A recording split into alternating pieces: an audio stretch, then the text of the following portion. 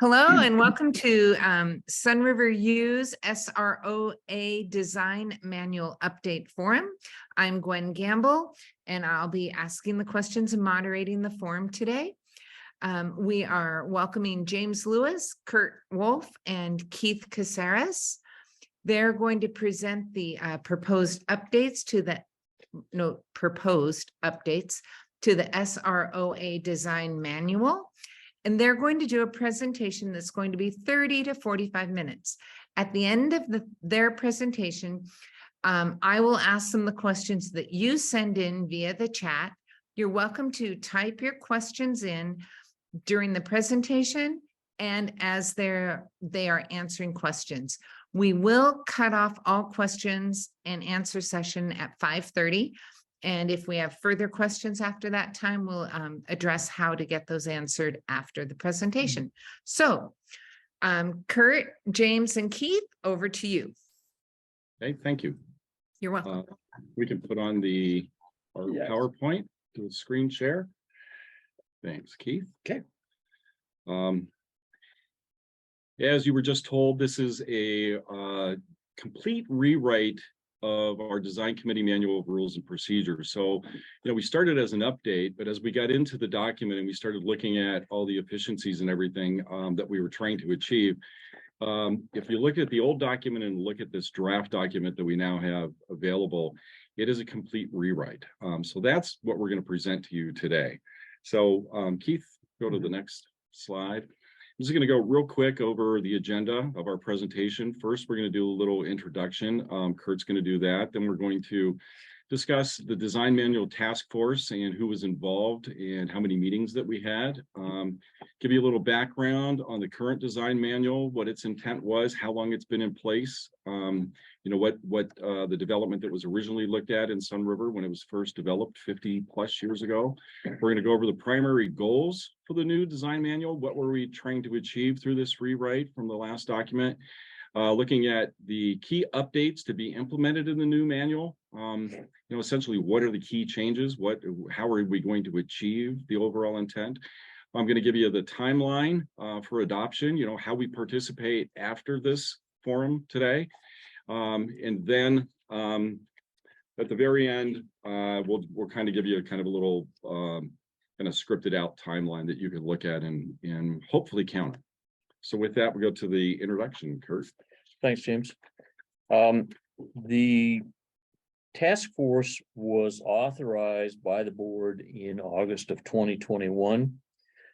We started off with a consultant who had a lot of experience in doing these kinds of manuals or regulations. After the beginning with a consultant, we separated from the consultant by design and used all of the other people that were associated with the original part of the task force to continue on and go through the design of the manual. There were 15 members of the task force, not including SROA staff. And thus far, we've had a total of 22 meetings of the task force. So there's a lot of time and effort involved in getting to this point. The task force consisted of 5 members of the design committee, other owners of property in the Sunriver area, the SROA staff, and a bunch of other people who had various interests in the manual, including people like realtors, construction companies, etc. So there was a wide range of interests in the task force members and what they wanted to see included in the manual for various and sundry reasons. So it was a wide-ranging project that included a lot of people and a lot of time and effort, including time and effort on the part of SROA staff. So with that, we'll go on to the history. James? Yeah. So just a little bit of history. Many of you listening have probably participated in the design manual process. You've done either build a house, done an addition, or even done something small that all is required to go through the design review process through SROA.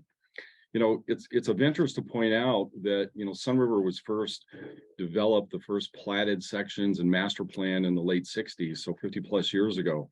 But, you know, consistent with that initial, you know, creating the lots for development, there was a design manual. And so it was always inherent that as Sunriver developed out, that the design of the homes was crucial in maintaining the integrity and livability and that vision of the original developer.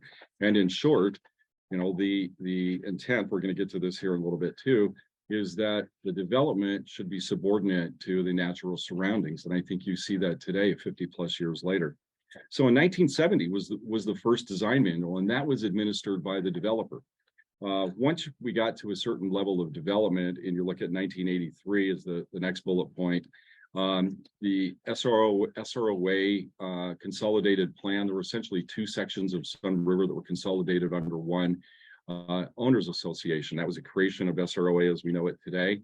And also that was when the existing design manual that we're working from was put into place. So you can see how long this design manual that we've been working from, our design committee's been working from, has been in place. And I think everyone would say there have been a lot of physical changes in Sunriver since 1983, a lot of development, and the design manual that we have really needed to be updated and rewritten in entirety to reflect the development that we're seeing today.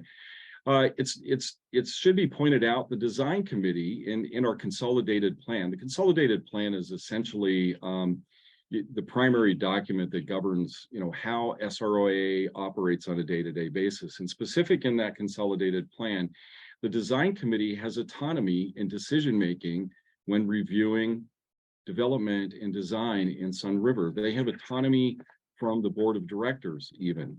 So what that means is the board of directors can't step in and say, hey, we don't like the decision the design committee made, we're going to overturn that. The design committee, you know, in a lot of places in that document, it says in their sole discretion.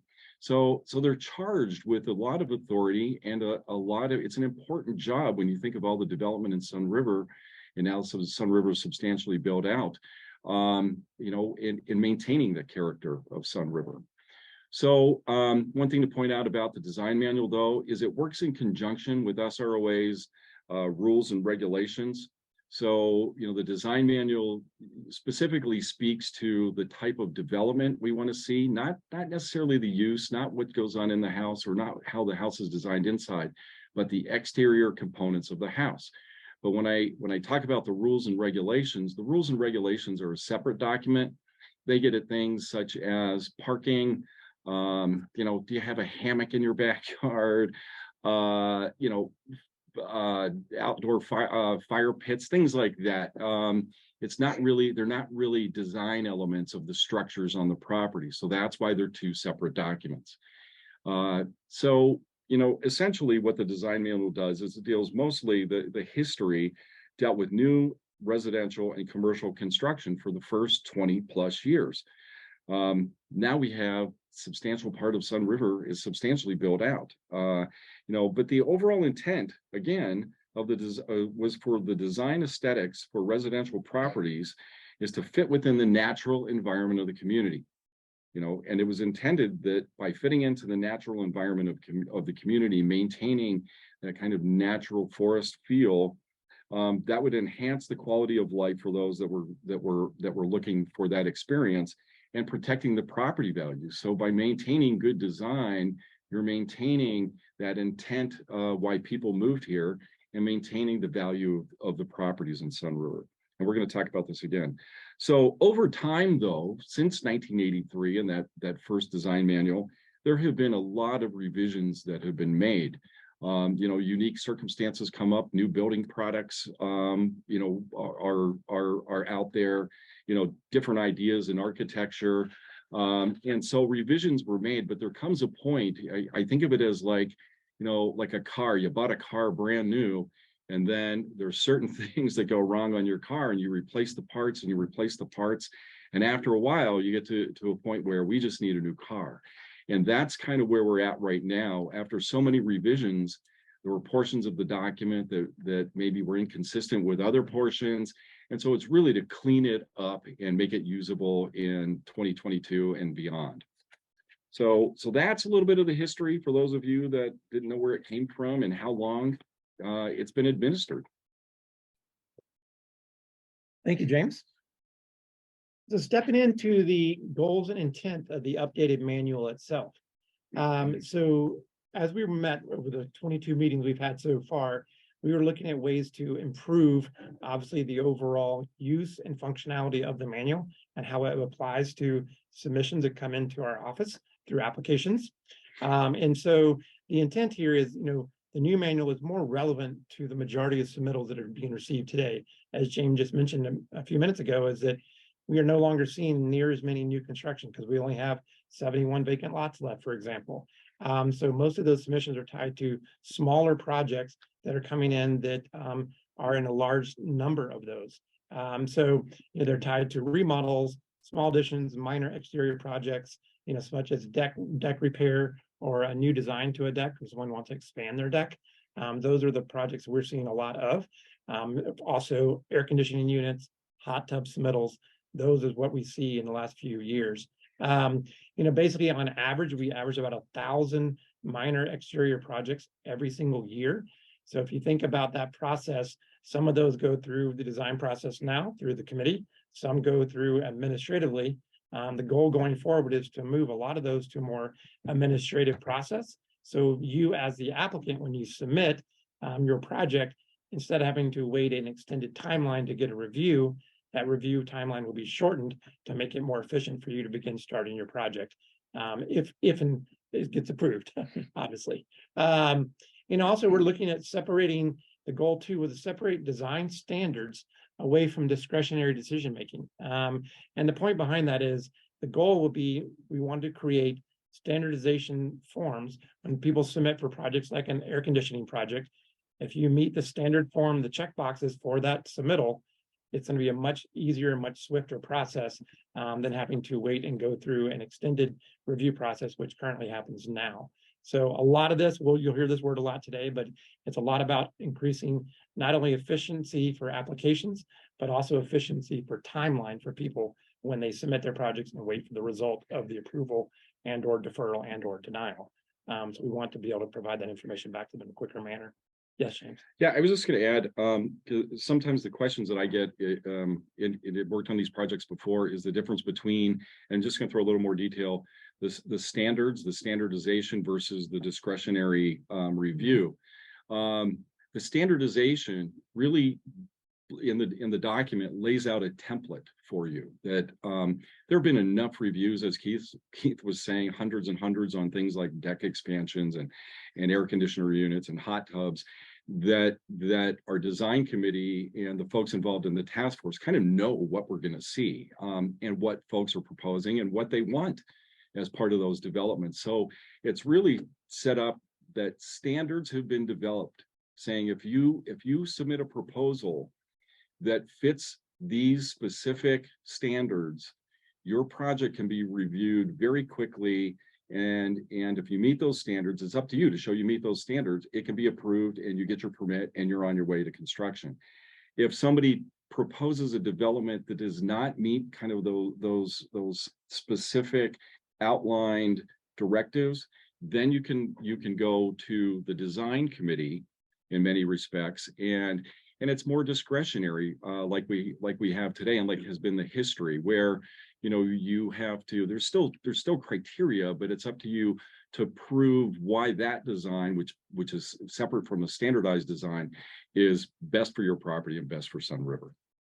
So, and I would like to mention that even the small projects take a lot of time on the part of the design committee, because without standards, we still have to go out, visit the site, identify what's going on the site, come back, review it, write a motion, and then attend a meeting. And that takes a lot of time for something that shouldn't really take as much time. So this will definitely streamline the whole process, with the exception of staff, of course, because they're gonna get much more involved. But hopefully it'll be check the boxes and go on. Great point, Kurt. You know, and this was mentioned in the previous bulletin. The reason it's mentioned here again too is the design aesthetics. The goal for this new manual is not to lose the integrity of the manual and the foundation of the manual. We want to continue to provide high quality design aesthetics for Sunriver, which in turn will enhance the quality of life for those living here, protect property values. So the same standard that was set in the foundational base in 1970 and 1983 is still there, will be going forward in 2023 and beyond. So we want to make sure that that value doesn't get lost in the process of this new design manual itself. And also the design manual, I mean, it's in place to regulate the design aesthetics, not the use of the property. I think it's something really important. I think at times people get confused on, well, this individual house over here is being potentially a rental home, and how's it going to affect me? That's not the that is not the role of the design committee to determine how the use of the home is going to be affected. It's about the design aesthetics and how it blends in with the community itself. Right. That's, important key. So moving on to some key changes to the manual, and this is kind of, I bet you quite a few of you that are on the call right now are really curious about what are some of the major changes coming up. So one of the newest changes that was not in the existing manual that will be going forward as proposed is we're adding a new floor area ratio maximum in addition to the maximum lot coverage. So your maximum lot coverage in Sunriver is 35%. Anything that is 12 inches above grade cannot exceed more than 35% of the square footage of your lot itself.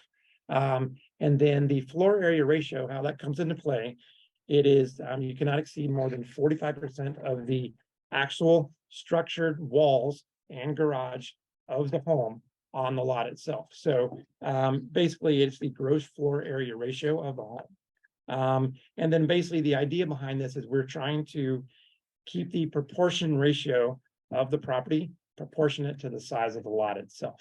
And that's kind of the intent behind floor area ratio. James, if you want to add. No, that. I was just saying, you said of the property to the property, so I was just, Sorry. of the home Of the to the home property. to Yes. the property itself. Yep. Yes, correct. Another key change that we're looking at is property for sale inspections, looking to make those potentially mandatory. The reason we have the word potentially in there is we are going through some discussions right now with our legal team, but also with looking how the escrow would play into effect between a buyer and a seller of the home, and if we can make that process work or not. What we're hearing back from a lot of real estate agents and others is it would be really nice if we actually did make it mandatory, so that way there's consistency going forward so that buyer will know exactly what needs to be repaired or changed on the home to come into compliance. So that's something we've been working through this process. In addition to that, there is a proposal for 350 square feet maximum for screened outdoor living spaces. So for example, if you have a hot tub, you have 150 square feet of your hot tub, that means that you would have 200 square feet left of the exterior of your home to have a dog run or a storage area. So that's the new plan there to give you a maximum square footage for those outdoor structures. New setback standards for the rear of the property. So for example, right now, if your rear property line, if there's more than 50 feet of common on the rear of your home between you and the home behind you, then you can build right up to the property line. However, the new plan would be to reduce that to 3 feet away from the property line. So that way it creates more separation between you and your neighbor to the rear of the property. We're also working on a new paint criteria. The concept behind that is to simplify the process. So that way that it makes it much easier when you come to resubmit for your home that you want to change the paint color. You'll see that there is a process to follow that should be very easy. We're working with, in the future, we'll be working with a painting process that we'll develop and then we'll send out to all owners so they'll have a chance to review that as you go through any future submittal coming up. Another key change, and this is all part about simplifying the process, making it easier, making it more efficient, is we are changing some of the language and also some of our forms and applications, where we're separating those into 3 different review types for projects. So as I mentioned earlier, we get about 1,000 projects per year that we consider small or minor in nature. And out of those 1,000, many of those now will become a type 1 review, which is a review by the SROA community development staff. If the staff member feels that the submittal that came in does not meet the checkbox standards, as we talked about earlier, they can always bump that project that has been submitted to a type 2, which would be a design member themselves coming in to review the project as well. Type 2 will actually have 2 different versions. You'll have a type 2A, which is a review by 1 design member, and then you'll have a type 2B, which is a review by all the design committee itself administratively. And then type 3 reviews will be those larger projects like exterior additions, new construction. So those will be the ones that will go actually through the design process, through the design meetings, which happen every 2nd and 4th Friday of the month. So those will be separated into those 3 review types. And looking based on all the applications we get, knowing what the future is going to hold, without a lot of new construction in the future, you're going to see a lot of type 1 and type 2 reviews coming through our office, which in turn, we hope to speed up that process and timeline for you. And once you submit and once you're approved to when you can actually start construction on your project you submitted for. Not only will that speed the process up, but it'll make it more consistent from project to project. Yes, correct. Exactly. Once again, getting back to the standards versus discretionary. Right. Yes. And then, so we talked about this before, new design standards for small projects. One thing we're going to work on too is creating a lot more forms that will be available online. So you can actually look up your project type that you're looking to submit for and see exactly what needs to be submitted to our office.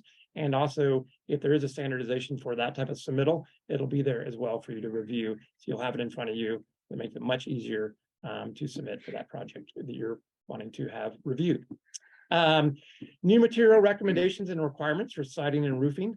So, looking at sustainability going forward, we want to look at, we want to leave ourselves open to if there's a new product out there that is more sustainable, that's less that's more fire resistant. That's something we definitely want to make sure to add that material once it's gets approved that the owners can use and submit for in the future. And that's really, that ties back to just protecting the community itself from natural disasters. Those type of things will come into play there as well. Certain sections of the new manual, you'll see that there was portions of the manual that have been in place for a long time that actually make more sense in the rules and regulations than they do in the manual itself. I mean, such as signage, for example. Most of the signage will be moved to rules and regs versus it's not necessarily a design aesthetic of the structure of the home. So these signs makes more sense to have this information shared and conveyed in the rules and regulations.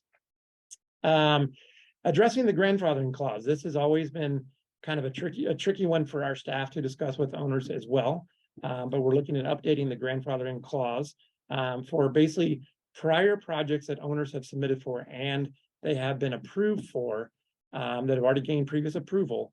Those will be grandfathered in. But if you had a project that was not submitted through our office that is an as-built on the property itself, but is not compliant with the new rules, then that project will have to become compliant going forward. So, and then also regarding new neighbor notification awareness zones. So currently for larger projects, there's basically within a certain foot of the property itself, those owners get notified in advance of the project that's happening at that property. So the plan going forward will be for some smaller projects that will change some of the residential awareness zones to those homes that are adjacent to the current home that's submitting the project for. And then also commercial, we're looking at making changes in reference to a commercial project that is submitted right now. It's 500 feet within the structure of the commercial project. All those neighbors get notified of that upcoming project. The thought going forward is larger commercial projects that have a bigger footprint, which in turn means a bigger impact on the community. So commercial projects over 8,000 square feet, now every homeowner in Sunriver will be notified of that project in advance. So that way all owners will have a chance to review the project, see it on our website, make comments if they wish to do that ahead of time. So that's something that's really important because those larger square footage projects, can affect the community as a whole versus those that are within 500 feet of that project that's being submitted. Also, there's quite a bit of language in the current manual that you may find a reference to in one section and maybe a reference to it in 3 or 4 other sections. So we're trying, and also there's some sections in the manual that are vague and or kind of blurred. And so a lot of what we've gone through, a lot of the strike throughs, a lot of the rewrite portion of this manual has been to clean up a lot of that language so that there's consistent verbiage for multiple sections in the manual. And I think you'll find that when you read through it, if some of you've already had a chance to read through the first draft, you'll see that that language has been really cleaned up and simplified and it tied directly to the section that's referencing the project you're looking to submit for. Kurt or James, anything you want to add to that page? And No, I that think discussion? we'll probably get some questions on some of that, so we can wait to the Q&A. Yes. Hey, the new manual adoption timeline, and some of you have probably been thinking to yourselves, well, this started over a year ago. Why isn't it adopted yet? Well, as Kurt talked about, we've had 22 meetings, and we were doing some math one day and trying to figure out all the people involved and the human hours involved, and it's roughly 1,000 hours of time that have been put into this draft that's available to you. So that current design manual, and the new manual, the draft of the new manual, are both on the SROA website for all of you to review. We were asked before, can we get maybe a red line version of the changes that were made, and that's not possible because it, again, as we said in the beginning, it's essentially a complete rewrite. I mean, we did start with the existing document, but the format, some of the changes that Keith was talking about and discussed, it's a complete rewrite. And we were joking that if we had to do a kind of a red line version, we would just select the whole old document and do strike through the whole thing, and then you would have to read the new document. So it's drastically different. But the second thing, though, is SROA. We're currently receiving some feedback on the new draft. And it's important to point out this town hall forum and us posting this on our web pages. It's out here to you, the owners, and or the public that works in or within our design process before it has even been presented to the board. So and we discussed that with our board, and our board was fine with that. They said that before we bring it to them, they wanted to make sure that we had comment from the owners, comment from the public that works. So you're the first. Number one, here it is. Look at it, read it, give us comments. So the goal, though, is to have this forum tonight, get some additional comment over the next few weeks, present the first draft, probably with some changes that we get from comments that we get from all of you, and present that to our board on December 17th at their work session on the Friday, and then maybe have them do a first reading on Saturday. What that means of first reading is that they've given the okay for that to be considered for formal approval. The way the process works, though, is after their first reading, there's a 60-day comment period. So there will be 60 additional days for everyone to review what the board gave the first reading to. And if we did that in December, we would have until the February meeting to get additional comment, make changes, and then bring that back to the board. If there are substantial comments or substantial changes that the board wants, they won't conduct a second reading in February. They'll direct some more changes. But if the document is pretty well vetted and ready to go after that 60-day comment period, the board could do what's called a second reading in February, and it would be adopted and effective on the date, either that date or the date they specify that it be effective. But essentially, that would be the end of the review period by the public and by our board, and it would be set to be put into place. But again, depending upon the comment that we get, the design manual task force will look at those comments. So they're going to reconvene them before that first and second reading, look at the comments and suggest changes when we bring it back to the board. And then following it, once it's in place, Keith referred to this, there'll be new forms and application processes created. We're going to look to do a lot of things online. We're going to look to have some I guess, consolidated forms, and we're going to look to have some additional explanatory materials, kind of handouts, so to speak, to give you. So, you know, if it's you have questions on, well, what do these standards mean for a deck? Possibly we could have some graphics and some explanatory language to help you go through that, because the design manual itself is created almost as a legal document, so it has specific language that needs to be formulated in a certain way, but that doesn't always translate to somebody that has never worked with a document like that. So that's what we're going to work at on the back end. And then again, we're hoping implemented at mid to late spring.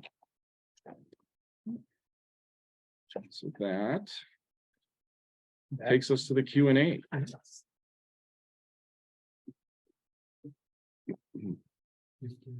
Okay. Well, I really, oh, just a second.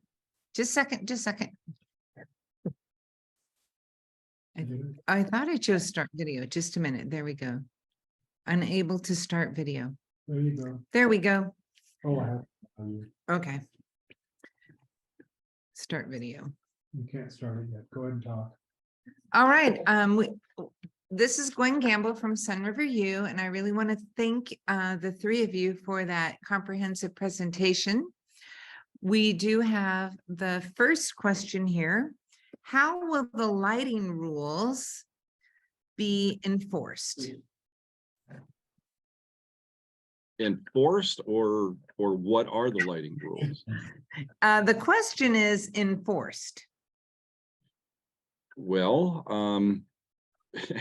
Same as always. same as always. The enforcement really, you know, that's maybe a key thing to talk about here, is that, you know, there are old rules, there are new rules, but there's always enforcement. So enforcement is done. We have our compliance officers and our planners, and even the design committee, you know, goes out and we see property, or we get complaints about things that are not compliant, and we will investigate those. And if someone is not compliant, you know, they will receive a letter in notifying them that they have something that doesn't comply.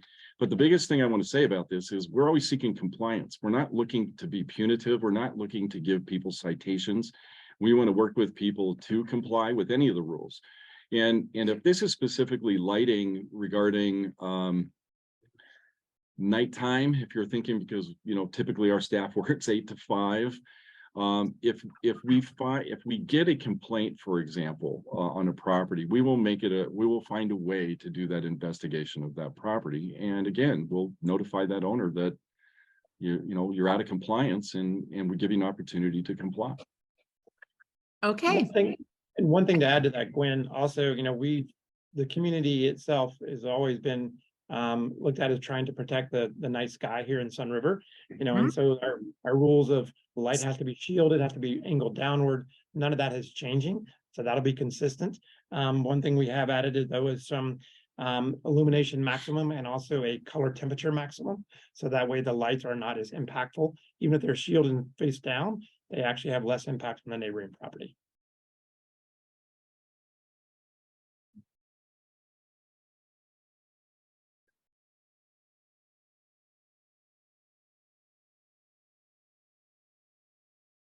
Gwen, you're on mute. Oh, there we go. Yes, I was just unmuted. The host has to unmute me, and we're waiting for them to figure out how to get my video going too.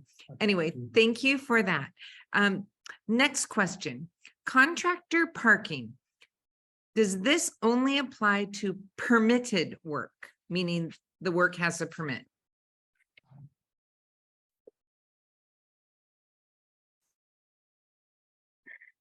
Well, that's interesting. Good question. This is why we have the forum. Maybe, and we can all maybe chime in here, but what we were looking at doing in this manual, maybe I'll bring it up in the bigger context of the contractor registration. We were looking at moving away from the contractor registration and moving toward a contractor parking permit.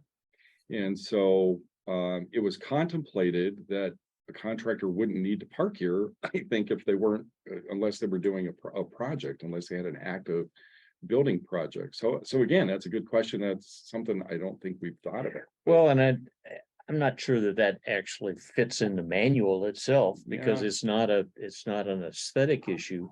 Mhm. It's more how staff handles it, I think. Procedurally. Yeah. Right. It is, and that's one of those, I guess, those things that is still in the manual, that it's not specifically design related, but it's related to the building permit process, to the Correct. review process. Yes. Okay, well, thank you. Here's the next question. Exposed exterior materials are now shorter than prior. Is the revision intended to limit prior plumbing stacks, gas meters, etc.? Exposed exterior materials are now shorter than prior. I don't remember. I talking don't about that. understand that one and don't Yeah. know what that references to in our document. Okay, so this is what we can easily do, is ask the person who put that question forward to be more specific. Exposed exterior materials are now shorter than prior. Is the revision intended to limit prior plumbing stacks, gas meters, etc.? So if you wrote that question, we need more information. All right, siding. I don't know about that. Why- Neither. It's No, okay. That's why it's yeah, a we- forum. So Yeah, a siding question, non-combustible is specified, but then several wood products are acceptable. Can you explain? You wanna do- Either way. I mean, so basically, in the new manual, the reference to there is that ideally a non-combustible siding would be the first recommendation. But we know that not everyone, some people want to still use cedar siding, or board and bat siding that's made out of hardy material. So I think it depends on, it'll be a standardization we'll try to create. But if you want a siding that is out of that standard, you can always submit that to design committee, and that can be reviewed individually. And again, I mean, they're very, as we talked about, we tried to standardize a lot of provisions and get away from discretionary criteria, except for if it was the larger projects. And there are very few instances in the document where you will see that it is the terms are, it is recommended. Meaning that you don't have to do it, but it is recommended that you use fire resistant, fire retardant materials, but you can still use wood. And again, that is trying to encourage and thinking about, you know, the environment that we live in.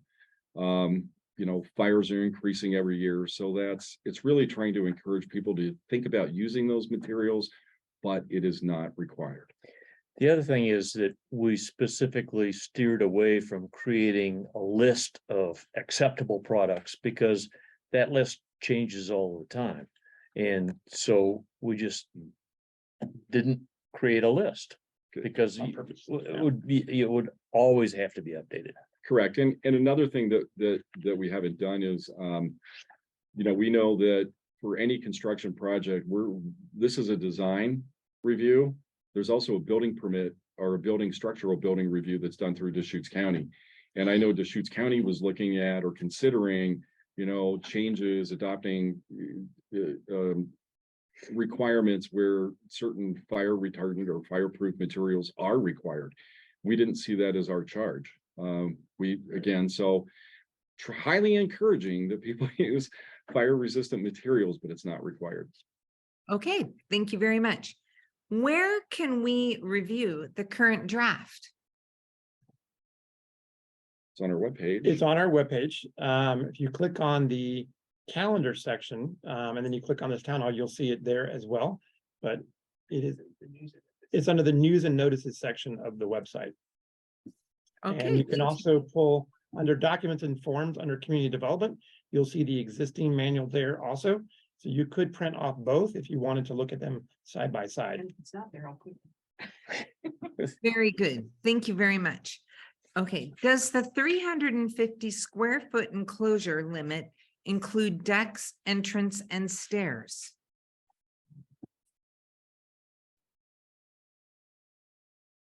Do you need me to repeat that? No, we're thinking through that portion of the Not discussion decks. we've had. Not decks, I don't think.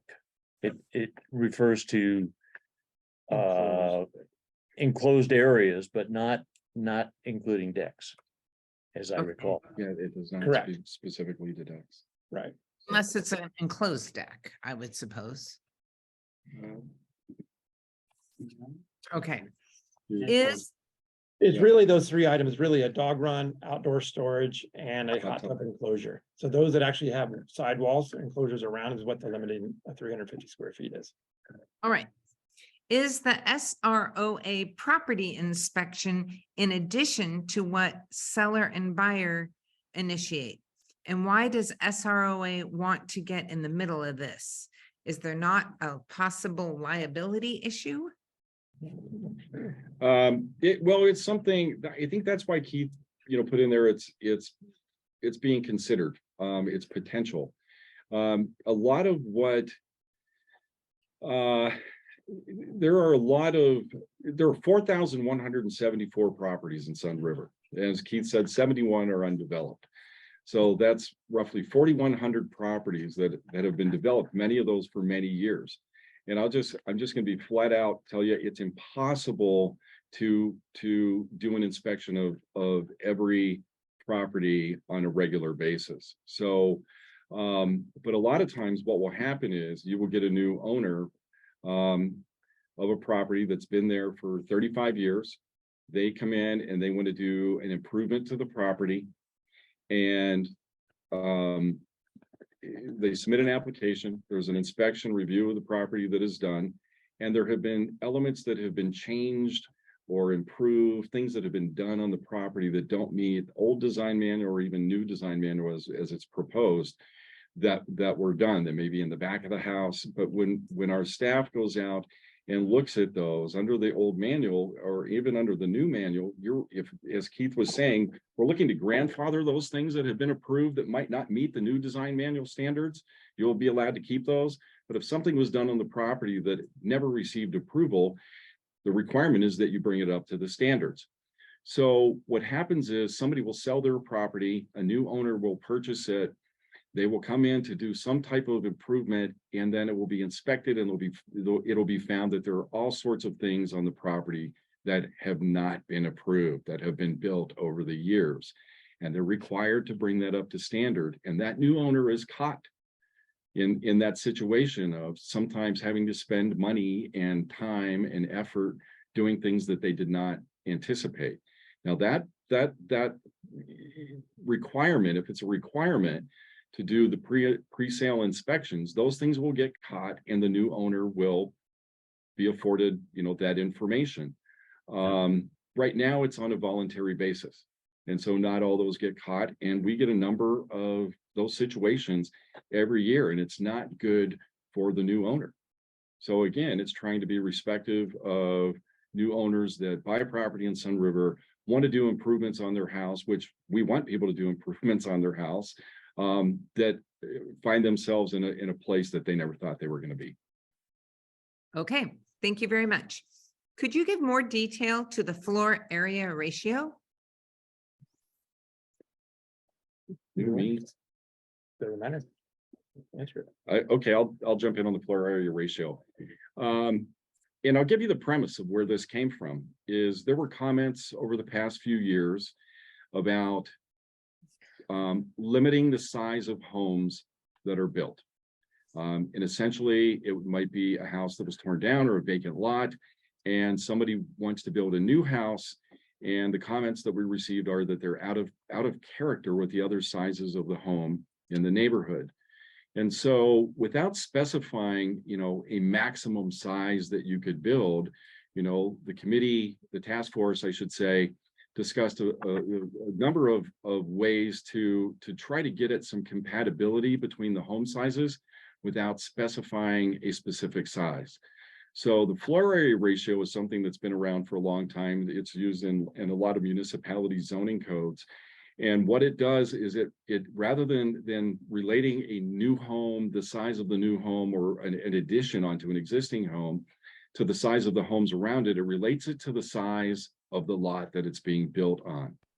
So I'm going to give you an example. We're going to do a math problem, is that if the floor area ratio is 45% is what's in this proposed document right now, and the lot size is 10,000 square feet, the maximum floor area that you can have inside the home, and that is for first floor, second floor, would be 4,500 square feet.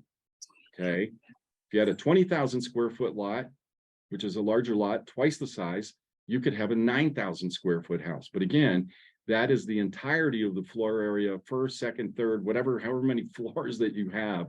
It's all of that floor area combined to meet no more than 45% of the lot size. So what that does is it keeps the home in scale with the lot, which typically keeps it in scale. You could still have a very big house, but it typically keeps it in scale also with the other homes in that specific neighborhood. We Okay, spent a lot of time in multiple meetings on this section to get to this point, and we thought this was the most equitable based on what we had heard, the foundation that James had just mentioned, to where we are now and how this will affect homes in the future, those new construction and or larger additions. And the existing manual doesn't really do anything to solve that problem. Right. It just says it has to be compatible and nobody can define that. So Right. this is a way of helping.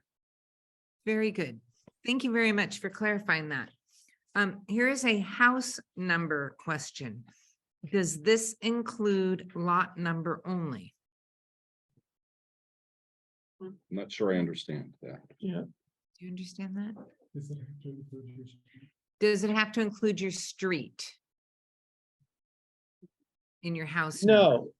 No, and then basically majority of, I would say 99% of the homes in Sunriver just show the 2-digit address of that lane on the home itself in a contrasting color to the body of the house. So let's say it's 12 Lost Lane, it'll just has 12 on the side of the home. It doesn't have to say Lost Lane on it. Okay, thank you.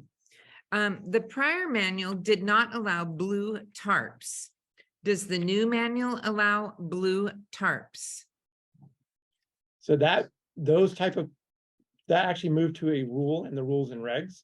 And also, no, the rules and regs do not allow blue tarps. That stayed the same as it currently is now.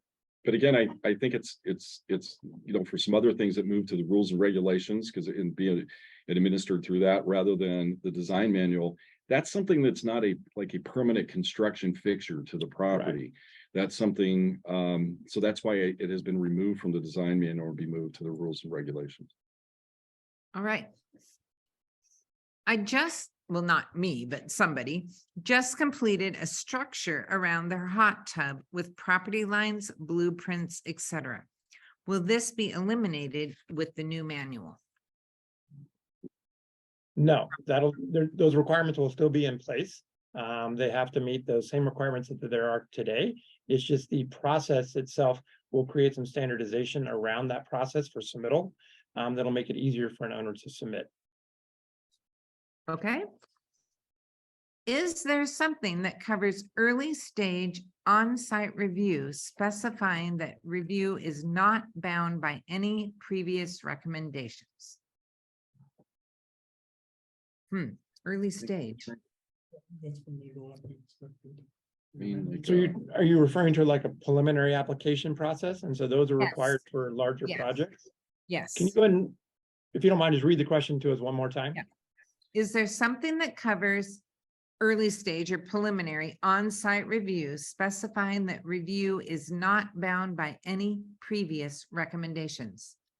So not bound by previous recommendations. It's not bound by previous recommendations now. No, right. I mean, a homeowner can submit and then not do that and then resubmit something entirely different, even though it's gone through preliminary review. So there's no requirement to adhere to previous recommendations in that case. the preliminary review is kind of like a pre-application process Right. to get feedback as to, how would that project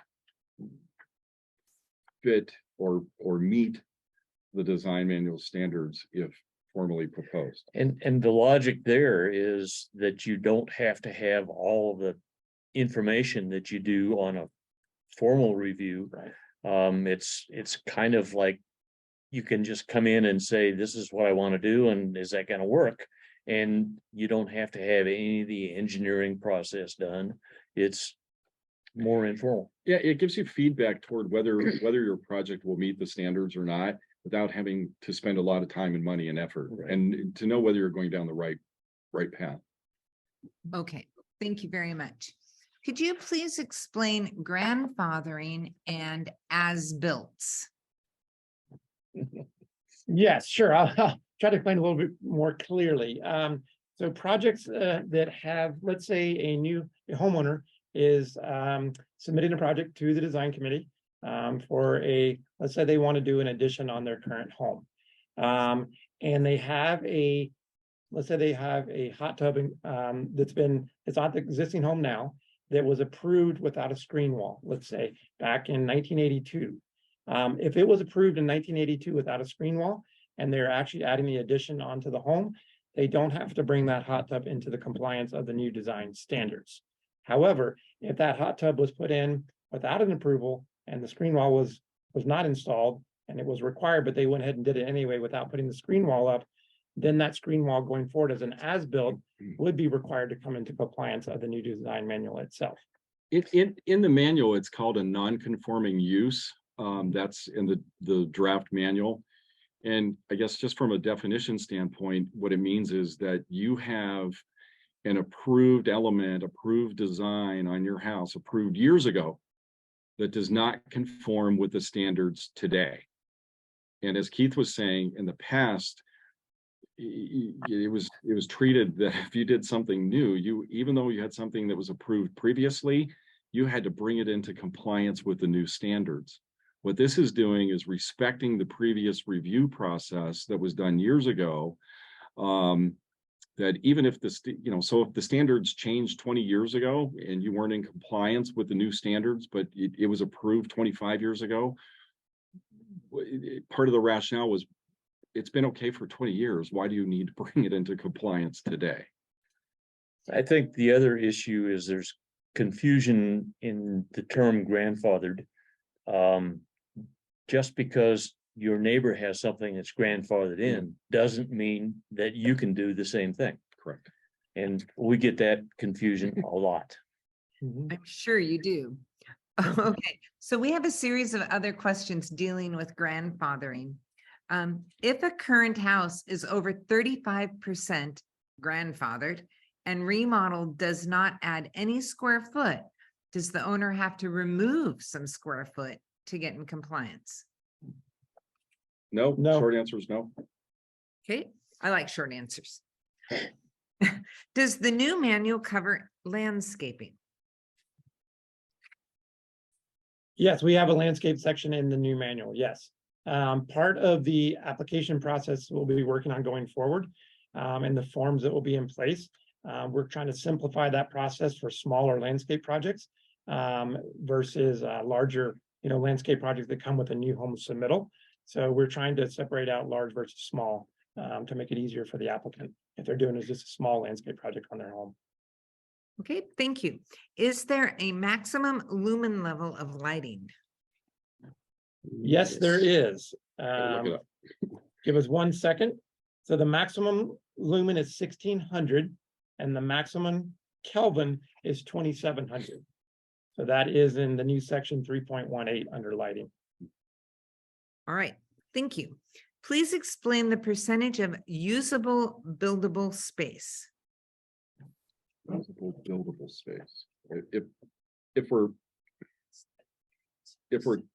yeah, I'm trying to think of what you're thinking. If you're talking like building envelope, is the way I always think of it, is once you get the perimeter of your lot, the dimensions of your lot, and then you apply the setbacks to that lot. So essentially you're coming in, 5 or 7.5 feet on the sides, 3 on the back, and however far in the front, you create that envelope that you're allowed to construct within. Right. And that's, it's smaller than the lot size, but it takes into account the setbacks. And the All right. setback rule for the, just to add to that, for the side yard setback rule that's currently in play for a one-story home is 5 feet, and for a two-story home, it's 7.5 feet. That will remain in the new manual as well. That is not changing. But it's the overall lot size that determines a 35% ratio, not the buildable envelope. Correct. Right. Correct. Okay, thank you. What is the process for addressing fire mitigation? The ladder fuel reduction plan, basically. I don't know if that fits in this form or not. Well, we have, that was the last town hall forum 2 weeks ago. That we're updating our ladder fuel reduction plan, and Patty Gentilomo, our natural resources director, along with fire department staff, did the town hall forum, and I would encourage people, I hope it's still up on the Sunriver Review webpage. You It can is. watch that.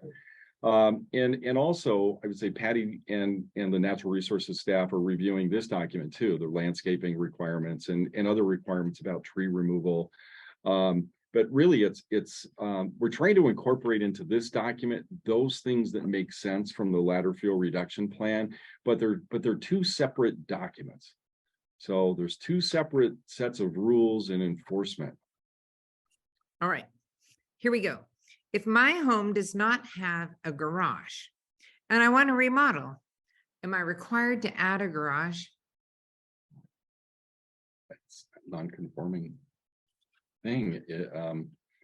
You know, it's interesting in the new, I guess I'll jump in and you guys jump in too. In the new document, you know, I think we say that a garage is required if you're building a new home. But again, I think it's back to that non-conforming structure, that that grandfathered structure. If you had a structure approved without, and maybe I'm speaking out of turn, but if you had a structure approved without a garage and you were doing an addition, you know, and it's not a new home, you know, I don't see anything in this draft manual that would require you to build a garage.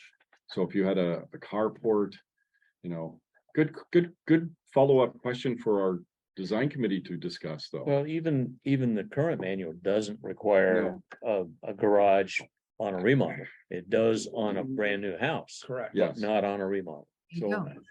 there you go. That's the answer. Why not flat out make all construction materials non-flammable? That's kind of It's just, a discussion for the pub, but tell us why. I think that to give you an answer right now, I think there's still a limited number of siding materials out there that are considered non-combustible. I think in the future, we're hoping that there'll be more products and materials available for owners to use, which we can hopefully potentially down the road go to that point, but I don't think we're there at that point yet. There's not enough variety out for owners to choose from. But it would be it's a recommendation, not necessarily a requirement at this point. You know, and in things like our roofing materials, and that's why we talked early on in one of the first questions about, you know, strongly recommending that you have, you know, fire resistant siding, for example. Part of the discussion too is we know that Deschutes County is working on some of these rules. We don't know what's going to come out of there. We have a lot of people that in Sunriver that want to use wood materials. Again, this is where we work, you know, with our natural resources department and the ladder fuel reduction requirements that really get at, you know, separating combustible materials from the home. So they work hand in hand, or two separate documents, but you know, it was considered by the task force and it was decided to go forward with the materials that are combustible, I should say, but recommend non-combustible. And one of the discussions that came up during our task force meetings on this subject was, you know, let's say someone wants to reside a portion of their home, it's a cedar siding on there currently, you know, instead of someone having to reside their entire home with a new non-combustible material, to allow them to reside one section cedar to match the existing siding. One of the items we discussed as well. Okay, thank you very much. Next question. And by the way, I want to thank all the participants. You're doing a great job of getting those questions to Sunriver U. Okay, next question. What will make this manual process perpetual and evolving? I think it's the same as the existing manual. It's an evolving document. This update is, like James has said, it's a total rewrite. But there's nothing in the process that says we can't change it if we need to change it. So if something comes up that we need to make changes to that document, the committee can recommend those changes and go to the board with it. I would also throw out, as part of the discussions of the task force, it's try to be forward thinking in as much as recognizing that there are new and different building materials that are coming online every day, different than there were 40 years ago when the first design manual was put into place. So it's try to recognize some of that. And then one thing that I laugh about in these processes of rewriting documents, and it's some of the questions you asked today, no matter how much time, you can't think of everything, even though you think you did. Right. And as soon as this is put into place, it's almost inevitable that the first thing that comes up is going to be something that 1,000 human hours did not think about. Exactly. And we will have to go back and consider that and say, do we need to make changes to the document? I So, think that's Murphy's laws at work. yes. All right. So when was sole discretion of committee added to the manual, and will it be included in the new manual? Oh, gosh, it's in the consolidated plan. Right, it's since 1983, I guess is the best answer to that, how long it's been there, but in regards to, maybe I'm wrong, Ed. I don't know. I was in Yeah. high school, I think, when it was adopted. So it's been in there as long as we know. And as far as the new manual, I think, the sole discretion was, if I think back, what was the intent of that even years and years and years ago? It was to keep, it was really intended to keep the purity of the review process, to keep outside influences or like a board member or whoever from trying to put influence on the design committee to make a certain decision. It allows that design committee to work among itself to make a decision. So, that a lot of times it may sound like that's very authoritarian, but I think it was put into place for that purpose. And I think about the process. And there are a few of those in here, but they're very few. You can go through the document. But most of the time, again, we try to get back to standards that make it easy for people to comply. Great, okay. Are there changes to garage door color allowing a compatible color rather than matching the house? No. Thank you. There is a circumstance where if a home has a lot of other wood elements that are stained, for example, and you want the garage door to be stained to match those wood elements, you can do that. But that was a change to the old manual as well. But there is nothing that says that if you have a brown house, you can have a different color garage door, black, for example. That's just not there. Thank you. If I am adding a screened fence to my backyard, why do I have to show how many parking spaces I have?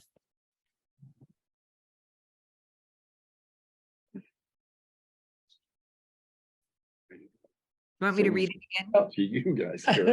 No, you don't have to read it again. I'm just, if you want to.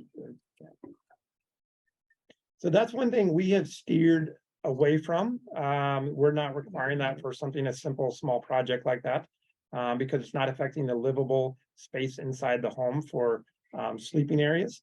So it would not apply just if you were, and technically fences aren't allowed in Sunriver. So if it was a screened outdoor structure that you're referring to, that is not the process going forward and or going forward. Okay.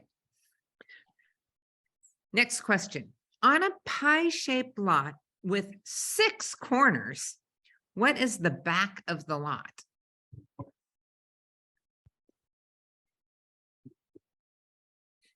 This is not a math problem. We have any of those in Sunriver? that you can think There of? are a few Okay. that we've dealt with in the past.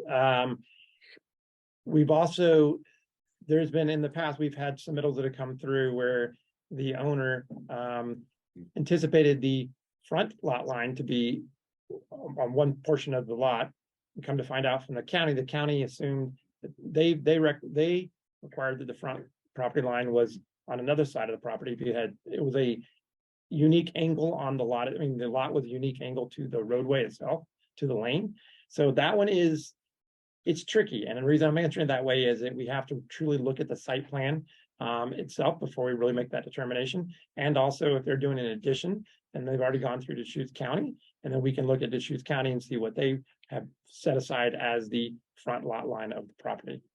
Okay, it sounds like being proactive and approaching you first is really the best idea. Yes, correct. Okay, explain the new trash enclosure rules and limits. Well, right now, the trash enclosure, it says in the manual, in the existing manual, large enough to accommodate two 32-gallon trash cans.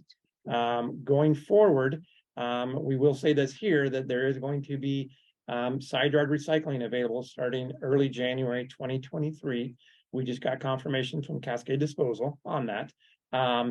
We're thinking going forward that if you currently right now are using your 32-gallon trash cans just for trash, hopefully if you have a lot of recycling in the future, you can reduce your 32-gallon trash cans down to one for trash, and the other 32-gallon can be used for recycling. So if you don't have, the only addition to that is Cascade Disposal will actually be providing a small glass container to each individual property that is on there, that is actually a customer of theirs. And if you don't have room in that trash enclosure space to add that glass, that is something we're looking at internally, developing a standard form that you can look to submit to our design committee and to our community development staff to expand your trash enclosure as long as it meets the requirements of the standards that are set, meaning you cannot go into your side yard setback and those some other requirements as well too. But the goal is, we know that, you know, this is something that if they're starting side yard recycling in January, we know that not a lot of building can happen, you know, during the winter here in Sunriver. So we will be looking to extend that opportunity to later in 2023 for you to be able to accomplish any sort of construction you want to do on your current trash enclosure. Yeah, you know, for purposes, you know, it's kind of a related but separate issue, but for purposes of the manual says that you have to accommodate 32. So if you're building a new Language, house, yep. new structure, you know, tearing down an old house, building a new one, you're going to have to accommodate 3. And so again, I think what Keith was really referring to is I just got the notice yesterday afternoon that they're going to be starting we've been asking forever, the recycling in early January. So in short, there's going to have to be a transition period that SROA and the owners have to, we have to accommodate to allow that recycling activity to occur before all the trash enclosures can be updated. Okay, thank you. And I presume that we're not going to have like trash and recycling bins outside of our houses or anything in that Oh. transition period, because you have if you have two big containers and one's basically being replaced by recycling, you should have space, right? Yeah, it's true, but not depending on how it was designed. And also there's some of the challenges that some of owner properties have their trash enclosure built into the side of their garage. So there's a door to the outside from their garage where the trash company can come pick up the trash from them. They don't necessarily have room to expand that because it's taking up square footage inside the garage. So there's going to be some individual instances we have to look at individually and make decisions on what meets the rule, but also allows access for you to be able to recycle at your home if you choose to. But again, I'll go out there. I want to address this a little bit more because we will get a lot of questions. Is that, you know, we can go back to the original manual. We can go back 50 years ago, and recycling was maybe in its infancy. I don't know that recycling was happening in Sunriver at that time. We did not have a recycling depot at that time. And so now, just in the past year, we now have side yard recycling. So there's going to have to be a transition period and an understanding that if a service is provided and you have 4,100 homes, and the majority of which do not have the don't have the ability today to fit an extra bin in there, there has to be a transition period, and there has to be an understanding of that.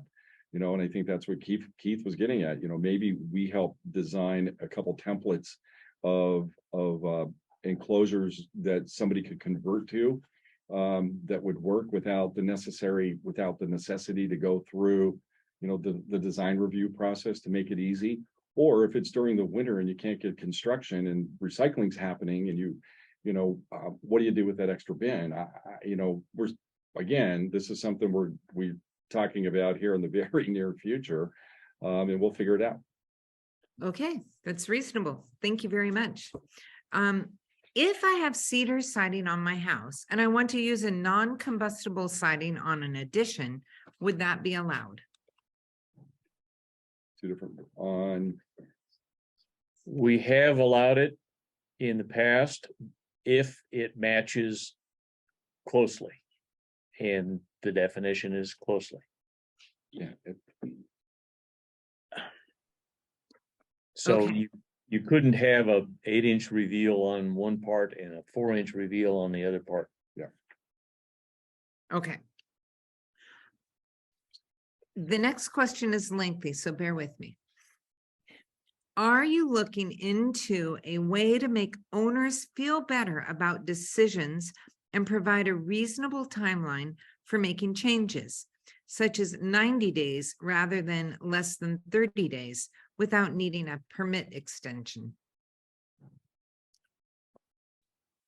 To answer that quickly, I will say that we are in the process of changing every form, every application, and some of these applications for some of the smaller projects and or mid-sized projects, such as a hot tub install with a screen wall, we will, instead of a shortened building permit, we're going to extend the timeline for the building permit for those projects. So to go ahead and take care of that need, so someone doesn't have to, every 3 months continue to pay an additional building permit if they do not complete the project in that short time frame. So yes, there will be changes to the actual building permit and the timeline that they pay for and how long that is good before they It complete the extends project. the timeline right from the initial building permit. Correct, exactly. Okay. Earlier in your presentation, you referenced a dog run. This is new to SROA rules. What does a dog run? How are you defining a dog run? A dog run is not new, it's allowed. And it's not really clearly defined, unfortunately, but it's a place where your dog can go out and do what he has to do without running around the neighborhood.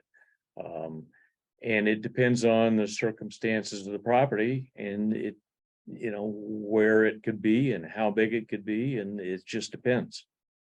But in the new manual, it's included as part of the overall 350 square feet of enclosed outdoor space. Okay, thank you very much. And our final question is, how would somebody submit questions outside of this form? Can we submit them to? Yes. Yeah. So if you submit questions to info@sroa@srowners.org, that is how you'll be able to submit additional questions to us. And we will get the answers for you and respond. And will you say that email one more time? Yes, it's info@sroa@srowners.org. SROA owners. So it's Dot. info, INFO, SROA@srowners.org. Oh, okay. Thank you very much. I just want to mention to everybody participating today that this has been a recording, and the video will be available on the Sunriver U YouTube channel, and that will include the slide presentation at the beginning. So if you have any friends asking about this or sorry that they missed it, please refer them to the Sunriver U YouTube channel on the design manual and they can watch it then. Thank you very much for your participation and to the owner's participation in sending questions. Okay, thank you. Thanks, Thank Blake. you.